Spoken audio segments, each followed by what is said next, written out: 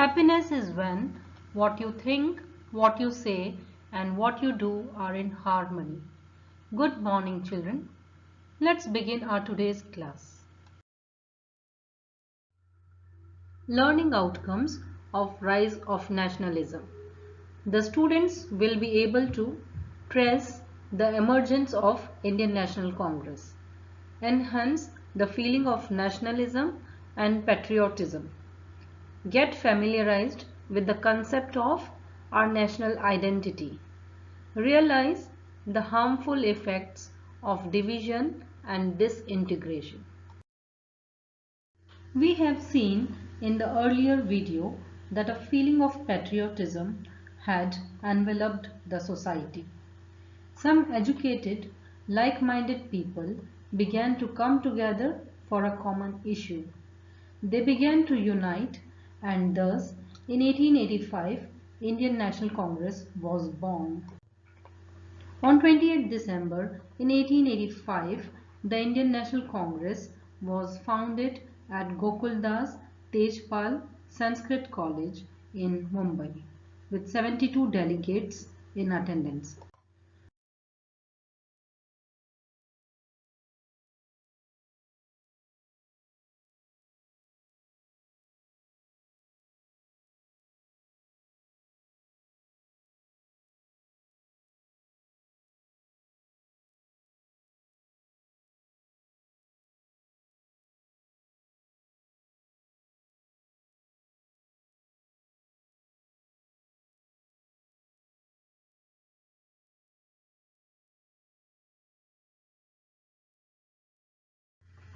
Alan Octavian Hume, an Englishman, supported the Congress.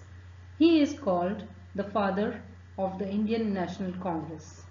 W.C. Banerjee of Calcutta was elected president. The Congress soon spread all over the country and annual sessions were held in different parts of India. The first few congressmen who led the Congress wanted official participation in the government. Public and private meetings were held to voice their views. The Congress slowly became very strong. Notable representatives included Scottish ICS officer William Wedderburn, Dadabhai Naoroji, Firoz Shah Mehta of the Bombay Presidency Association. This small elite group functioned more as a stage for elite Indian ambitions than a political party for the first decade of its existence.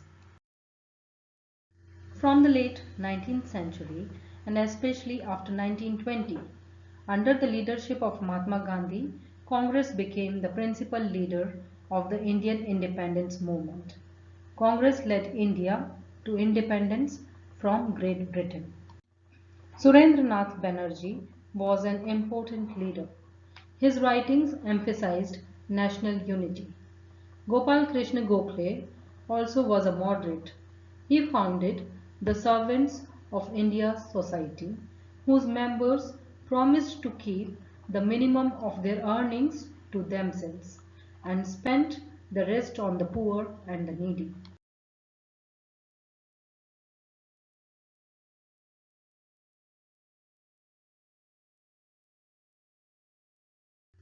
The British wanted to weaken the unity and break down the Congress.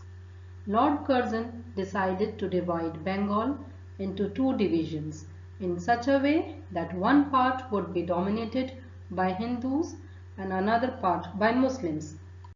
It is very evident that the intention of the British was to set the Hindus against the Muslims.